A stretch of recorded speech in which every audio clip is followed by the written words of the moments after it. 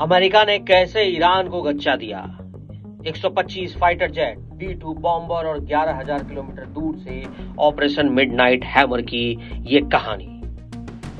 Operation midnight hammer में America ने 7 B-2 stealth bombers, 14 GBU-57 MOP bomb, 30 plus Tomahawk मिसाइलें और 125 विमानों का इस्तेमाल कर ईरान के परमाणु ठिकानों पर सटीक हमले किए।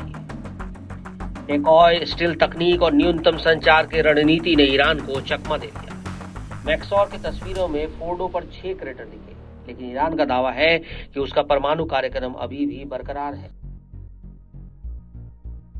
22 जून 2025 की सुबह दुनिया ने एक ऐतिहासिक सैन्य ऑपरेशन के बारे में सुना, जिसे ऑपरेशन मिडनाइट हैमर नाम दिया गया। इस ऑपरेशन में अमेरिका ने ईरान के 3 परमाणु ठिकानों फोर्डो, नतांज और इस्फहान पर सटीक हमले किए। इस मिशन में 125 से अधिक विमान, 7 B-2 स्टील्थ बॉम्बर्स और 30 से ज्यादा टॉमहॉक मिसाइलें शामिल थी।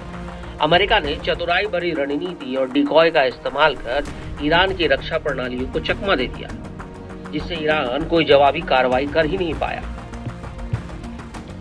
ऑपरेशन मिडनाइट हैमर का उद्देश्य था ईरान के परमाणु हथियार कार्यक्रम को नष्ट करना। ये इजराइल और अमेरिका के लिए खतरा बन रहा था। ये मिशन 21 जून 2025 की रात को शुरू हुआ, जिसे अमेरिकी वायुसेना और नौसेना ने मिलकर अंजाम दिया।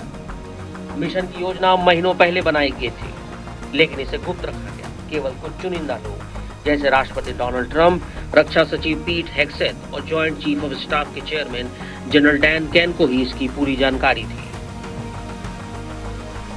अमेरिका ने डिकॉय और न्यूनतम संचार का इस्तेमाल कर ईरान को भ्रमित किया, ताकि मिशन पूरी तरह से गुप्त रहे। अमेरिका ने इस ऑपरेशन में कई चतुर रणनीतियों का इस्तेमाल किया, जिससे ईरान की रक्षा प्रणालियां बेकार हो गई। कुछ B-2 बॉम्बर्स को जानबूझकर प्रशांत महासागर की ओर भेजा गया, ताकि ईरान को लगे कि हमला दूसरी तरफ से होगा। इन डिकॉय विमानों को गुआम के एंडरसन एयरफोर्स बेस की ओर भेजा गया, जिससे ईरान का ध्यान भटका। एक B-2 विमान की हवाई में आपातकालीन लैंडिंग भी करनी थी।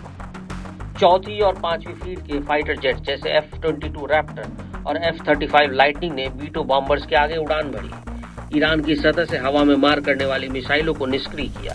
इन जेट्स ने harm high speed anti radiation missile का इस्तेमाल कर ईरान के रडार सिस्टम को नष्ट कर दिया।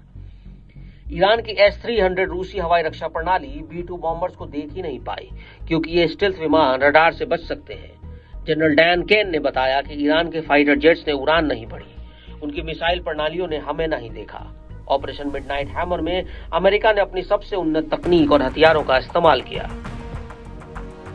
इन विमानों ने व्हाइटमैन एयरफोर्स बेस मिसौरी से 18 घंटे की उड़ान भरी, जिससे कई बार हवा में ईंधन भरा गया। अटलांटिक महासागर, मेडिटेरेनियन सी, इजराइल, जॉर्डन और इराक के रास्ते ये ईरान पहुंचा।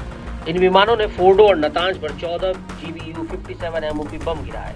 मैक्सॉर की सैटेलाइट टेक्नोलॉजी में फोर्डो के ऊपर रिज पर 6 बड़े क्रैटर दिखे, जो इन बमों को दिखाते हैं।